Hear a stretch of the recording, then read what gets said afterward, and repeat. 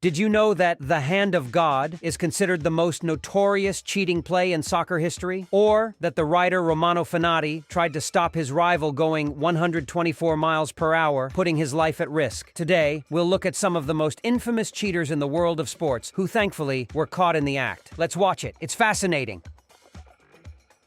Diego Armando Maradona. A lot of our viewers from Argentina aren't going to like what we're about to say.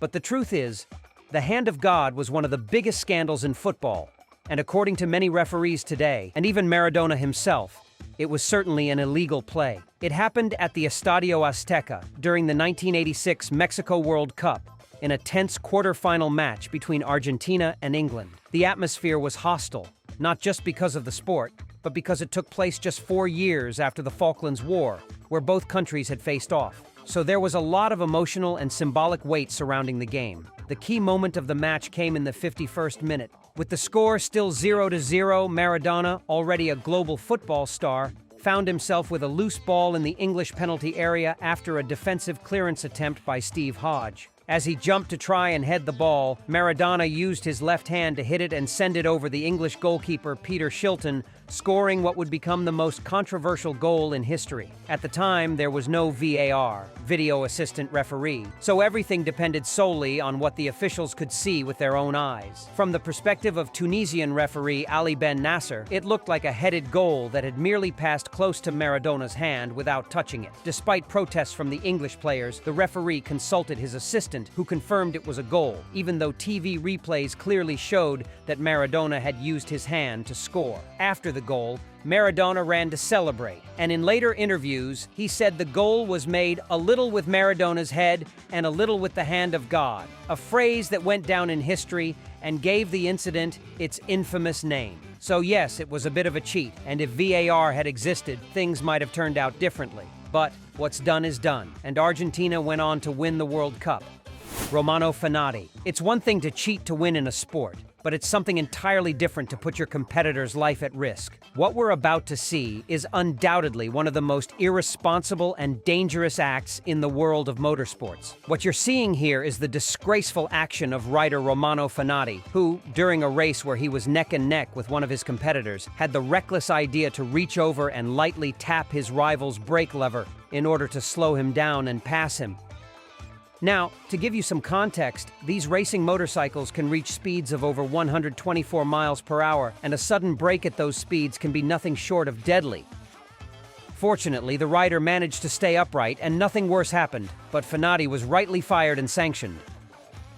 Some even called for him to be permanently banned from racing or to face criminal charges for such a reckless act. Let us know in the comments, do you think he should have been permanently kicked out? Brian Carrasco. So far, we've seen some pretty serious cases of cheating in sports, and they're certainly no laughing matter. But that doesn't mean there aren't a few cheating attempts that ended up being downright hilarious, like what we're about to see here. In an under-20 match between Ecuador and Chile, player Brian Carrasco was so incredibly desperate to get a foul called in his favor that he went as far as hitting himself with the hand of the Ecuadorian player. Now, if you're not paying close attention, it might look like the Ecuadorian player slapped Brian, but once you watch the replay, it becomes painfully clear that Carrasco grabbed his opponent's hand and hit himself with it. It's so obvious that honestly, it's funny. Just look at it. I mean, I get that soccer players sometimes fake fouls, but this is on another level. Daverson Silva. Look, I get that soccer players sometimes have to exaggerate fouls, but this is taking it to another level. So much so that it's nothing but ridiculous. During the 2021 Libertadores Cup final, Daverson Silva staged a scandalous scene when, during a regular interaction, he faked a foul against the referee, who had barely tapped him on the back. But just look at those exaggerated movements. He's acting as if the referee hit him with full force, when it was just a light touch. To Daverson's credit, maybe it was just muscle memory. But still, it doesn't look good because it just means he's faked so many fouls that his body reacts with a full performance at the slightest contact. Oh, the crazy things you see in the world of sports. The Crashgate. Usually, cheating is the decision of individual athletes, but sometimes it's not even their fault. It's part of a bigger conspiracy, like the infamous Crashgate in Formula One, which not only ruined careers and lives, but even tarnished the integrity of F1 itself. In 2008, the Singapore Grand Prix was underway, and Renault's racing team was in deep trouble. They had a terrible year, so much so that they were at risk of losing their funding for future F1 races. Only a miracle could give them a win, and it seems that team director Flavio Briatore decided to create that miracle, even if it meant breaking the rules and sacrificing the careers of some of his drivers. During the race, Renault driver Nelson Piquet Jr. crashed on lap 14, slamming his car into a wall at a corner. Accidents like that can happen to any driver, but there was something very suspicious about this one, as it brought out the safety car, disrupting the race and giving an advantage to his teammate Fernando Alonso, who had just pitted before the crash and found himself in a position to take the lead. Alonso went on to win, which was initially seen as a great achievement, considering he had started from 15th on the grid. A year later, in 2009, Piquet Jr., who was no longer part of Renault, revealed that the crash had been meticulously planned. It wasn't a miracle, it was a plot. According to his testimony, the team's higher-ups, including the team director and chief engineer, had instructed him to crash deliberately to benefit Alonso. This revelation sparked a scandal that shook the world of Formula One. The FIA, International Automobile Federation, launched an investigation, and Renault chose not to contest the charges against them. As a result, the team was suspended with a 2-year ban, and team director Flavio Briatore was banned for life from all F1-related activities, although he later managed to get a French court to overturn his suspension. Crashgate left a stain on the reputation of Formula One and all those involved. Nelson Piquet Jr. never raced again. Imagine sacrificing your entire career as a driver just to give someone else a win. I'd be furious. Lance Armstrong. Imagine being a hero to an entire generation, only for it to come out right before your retirement that you've been a fraud and a cheat all along. Well, sadly, that's the story of one of the most famous, or perhaps infamous, cyclists in the world, Lance Armstrong. Lance showed early on that he was a talented cyclist and won his first World Road Championship in 1993. However, his life took a drastic turn in 1996 when he was diagnosed with advanced testicular cancer, which had spread to his brain and lungs. Against all odds, he survived the disease after intensive treatment, including surgery and chemotherapy, and his return to cycling was nothing short of spectacular. After all, it was especially inspiring that a former cancer patient could achieve such a feat. In 1999, he won his first Tour de France, the most prestigious cycling race in the world. But it wasn't just a victory.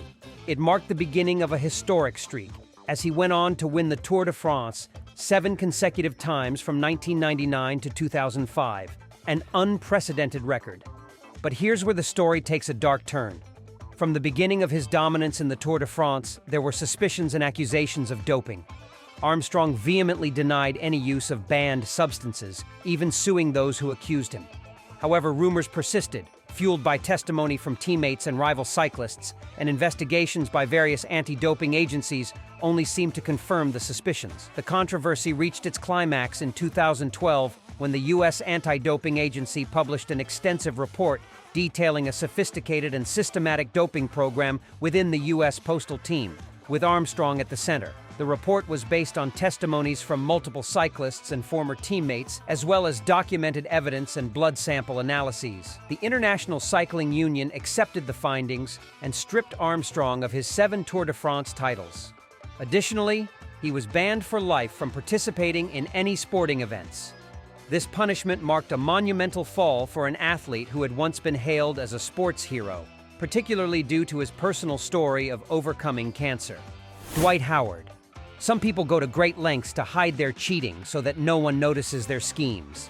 Others see something in cartoons and decide to imitate it, no matter how absurd it is, hoping no one will notice. That's what happened in the curious and somewhat silly case of Dwight Howard. In a 2016 basketball game, Atlanta Hawks player Dwight Howard was literally caught red-handed because he had covered his palms and fingers with a substance called stickum to help him grip the ball better. Now, a long time ago, such adhesives were used in basketball, but the NBA banned them decades ago. Apparently, Howard didn't get the memo and thought no one would notice if he put some glue on his hands. I know, it doesn't sound like a great plan, but Howard didn't account for the fact that the ball became sticky after a few passes, which made it easy for the officials to catch him. Don't cheat, but if you do, At least think it through so you don't make a complete fool of yourself. Maximo Banguera. Soccer players will do anything to avoid a red card, but Ecuadorian goalkeeper Maximo Banguera, well, let's just say he really crossed the line this time. In a Libertadores Cup match between Ecuador's Barcelona SC and Colombia's Atlético Nacional, one of those strange football episodes occurred, something you only see once in a lifetime. Banguera made a reckless run out of the goal to stop a fast break, and in the process, he committed a foul that would clearly result in a red card. So, with no other options, he pretended to be completely unconscious and stayed on the ground for several minutes, even though it was clearly a fake injury. And of course, fans didn't waste any time turning it into a meme. What can I say? It may not be a shining example of sportsmanship, but at least it's funny.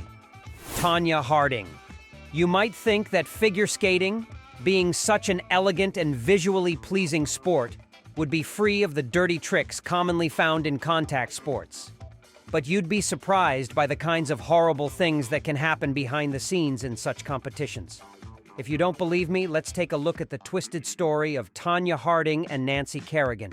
In 1994, Harding and Kerrigan were locked in a bitter rivalry, competing to see who would be the new queen of figure skating. Both were considered the best skaters of their time, and if they made it to the Winter Olympics, it was clear they'd be neck and neck. However, in Harding's mind, the situation was different. The two came from very different backgrounds. Harding had struggled to enter the world of figure skating and, without sponsors, had to wear dresses sewn by her mother, while Kerrigan came from a wealthier family with several sponsors making her life easier. This disparity led Harding to convince herself that she had no chance of beating Kerrigan, and from there, monstrous plans were made. On January 6, 1994, after a stunning skating performance, Kerrigan was attacked by two men who broke her leg with a police baton. By January 13th, it was confirmed that the culprits were Shane Stant and Derek Smith, none other than Harding's bodyguard and a close friend of her boyfriend. In public interviews, Harding claimed she knew nothing about the plan and had never wanted to hurt her rival. However, she also admitted that her original plan was to send threatening letters to Kerrigan, so Harding had indeed been plotting against her opponent, though things apparently spiraled out of control. Fortunately, karma caught up with Tonya, as Kerrigan made a miraculous recovery and managed to participate in the Olympics, where she defeated Harding fair and square. Marc Marquez and Valentino Rossi. The rivalry between two specific athletes can be one of the most fascinating aspects of sports.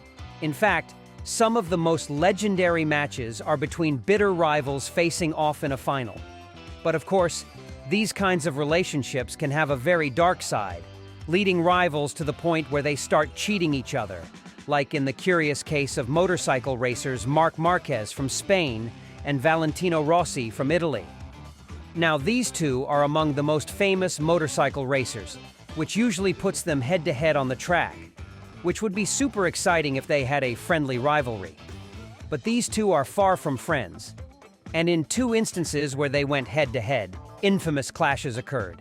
Here, for example, we can see how Marc came up from behind and tackled his rival, knocking him to the ground and stealing first place. But Rossi hasn't been an angel either. Here, in a similar situation, we can catch a glimpse of how Rossi discreetly kicked his opponent, causing him to fall. What can I say? Sometimes rivalry brings out the worst in us. Boris Onyshenko. In the 1976 Olympics, one of the most popular events was the pentathlon, a series of grueling competitions in 5 very different sports: horseback riding, cross-country running, shooting competitions, swimming, and finally, fencing tournaments. It was certainly one of the most demanding events, and it was there that the nefarious story of Boris Onyshenko, an athlete from the Soviet Union, unfolded. He is considered one of the greatest cheaters in Olympic history. You see, without anyone knowing, Onyshenko secretly added a 6th discipline to the pentathlon: clandestine electrical engineering. Yes, you heard that right. Let me explain. It seems that Onyshenko played honestly in the first 4 events of the competition. However, during the fencing tournament, something suspicious began to happen. At the time, a special sensor had been implemented in fencing swords that would signal a point if there was enough pressure on the tip of the sword, something that would only happen if the sword made contact with the opponent, or at least that was the idea. Well, during the competition, Boris's sword electronically registered a touch on his opponent, who protested, saying he had never felt it.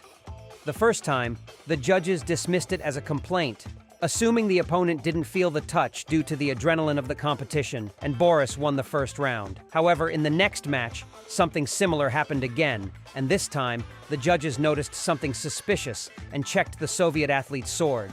It turned out that Onushenko had electrically rigged his sword so that it would register touches at will using a hidden button. All the cheater had to do was simulate a very quick touch, and boom, he'd defeat his opponents. I mean, I respect the electrical engineering skills needed to pull that off.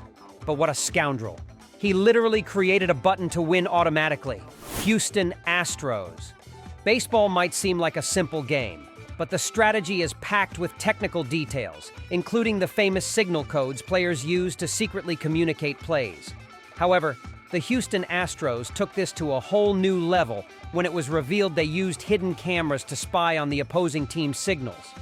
Then, players in the dugout would bang on a trash can to alert their teammates on the field about the type of pitch to expect. This sign-stealing scandal in 2017 and 2018 caused a massive uproar in MLB, and although the players weren't directly punished, the team faced severe penalties, including the suspension of their coach and the loss of draft picks. It's one thing to figure out signals naturally, but it's a whole other level to set up a full-blown espionage operation. Mike Tyson. The world of boxing is notoriously intense, and heavyweight fights have always been spectacular. However, what happened during the rematch between Mike Tyson and Evander Holyfield in 1997 became infamous for all the wrong reasons. Frustrated by what he saw as dirty tactics by Holyfield headbutts, Tyson lost his temper in the third round and bit a chunk off his opponent's ear. After a brief pause, the fight continued, only for Tyson to bite the other ear. The referee stopped the fight and disqualified Tyson, resulting in one of the most controversial disqualifications in boxing history. Tyson was fined and suspended, and the incident permanently tarnished his reputation. Emily Clark. If cheating to win is bad enough, trying to cover it up with a shameless lie makes it worse. That's exactly what Emily Clark did when she finished second in the Portland Marathon, even though no one remembered seeing her at the starting line. When confronted by the organizers, witnesses said they saw Clark riding a bike instead of running. Her excuse was an outrageous story. She claimed her twin sister was the one who cheated. The problem was, Clark didn't have a twin. Eventually, she confessed to cheating not only in this marathon, but in several previous races, costing her reputation and leading to a ban from future official competitions. Justin Gatlin. American sprinter Justin Gatlin was once one of track and field's brightest stars until his career was marred by doping.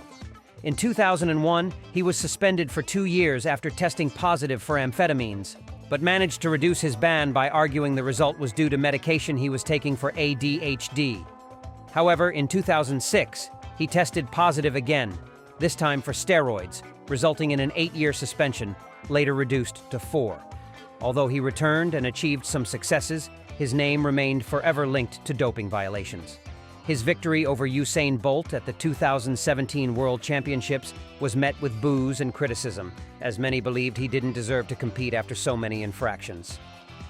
Marion Jones. Marion Jones, one of the biggest stars of track and field at the 2000 Sydney Olympics, seemed unstoppable as she won 5 medals, 3 gold and 2 bronze.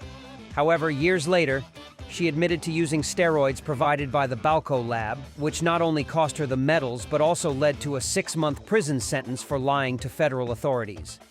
Jones's fall from grace was devastating, but her attempt at redemption after serving her sentence was inspiring. She published a book reflecting on her mistakes and briefly returned to sports, this time in professional basketball with the WNBA. Although she never regained her status in track and field, her story is a reminder that mistakes don't have to define your entire life. Would you like to hear more about these cases or learn about new stories? Deflategate. I'm not sure how good of an idea it is to let a player known for unconventional tactics be in charge of the rules of the game itself.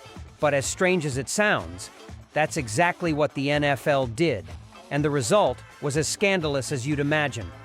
In 2015, the New England Patriots, led by Tom Brady, faced off against the Indianapolis Colts and won in dominant fashion with a score of 45-7, securing their spot in the Super Bowl.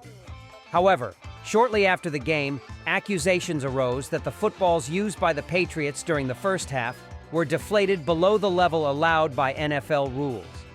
According to those rules, the balls must be inflated between 12.5 and 13.5 pounds per square inch. But it became painfully clear during the game that this was not the case. The balls used by the Patriots were significantly underinflated. The NFL launched an investigation into the incident. The final report, known as the Wells Report, was published in May 2015 and concluded that it was likely Tom Brady knew the balls had been intentionally deflated right after the NFL had inspected them. Additionally, 2 Patriots employees responsible for handling the footballs were identified as the ones who tampered with them. And of course, all of this happened after Brady had asked the NFL in 2014 for more leniency regarding the official measurements of the footballs.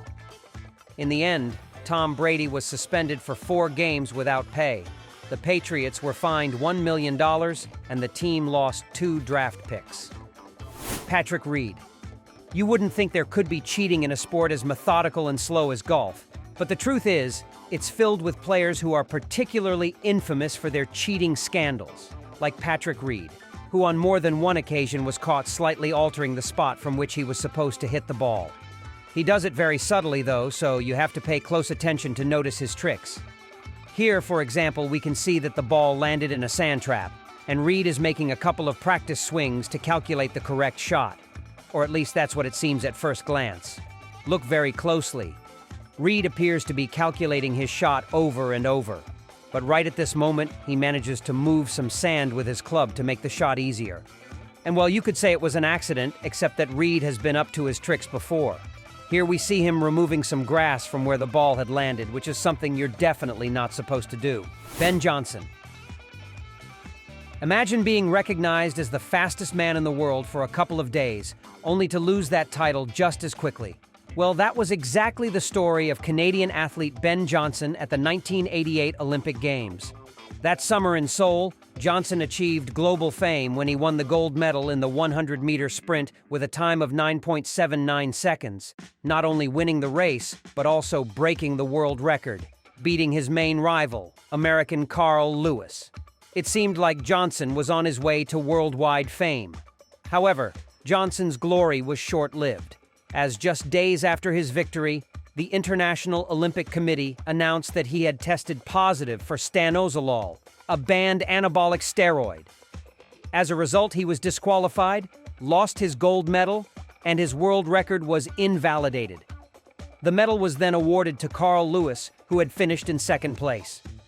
This scandal shook the sports world and marked a turning point in the fight against doping, as it was one of the first scandals of this type that resulted in the nullification of a world record or a medal. The revelation not only tarnished the athlete's reputation, but also highlighted the growing problem of doping in elite athletics, which by the 1980s had become rampant. Rosie Ruiz. In some cases, cheating athletes already had 1 or 2 legitimate achievements in sports before they made the mistake of cheating. But there are other cases where the infamy and cheating were there from the very beginning, like what happened with Rosie Ruiz and her infamous victory in the 1980 Boston Marathon. At the time, Rosie was a relatively unknown runner, and she shocked the world by crossing the finish line in first place in the women's category. Now, this could have been one of those inspiring stories where an unknown athlete achieves glory for the first time. Except, something didn't add up. Ruiz completed the race in 2 hours, 31 minutes, and 56 seconds, which would have been the 3rd fastest time in women's marathon history at the time. It was strange for an unknown runner with no history in the sport to achieve such a time. Suspicions arose when other runners, journalists, and spectators noticed several irregularities. For one thing, Ruiz didn't seem exhausted at the finish line, which is unusual for someone who just completed a marathon at such a fast pace. Even the world's top marathoners are completely drained by the end, but Ruiz, well, she looked fine, almost not even sweating. Additionally, some elite runners claimed they hadn't seen her at any point in the race until the very end. The situation escalated when it was discovered there were no photos or videos of her during the race, except for the final stretch. It was also revealed that she hadn't passed some of the checkpoints set up along the marathon route, where runners' times are recorded.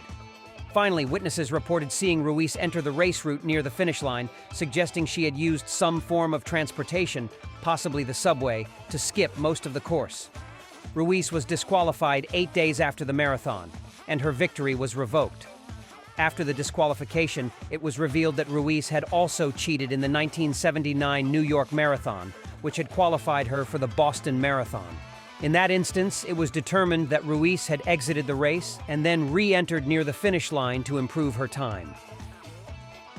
Now tell me, which of these athletes do you think was the biggest cheater? Leave your opinion in the comments. Here are 2 options that you'll surely love.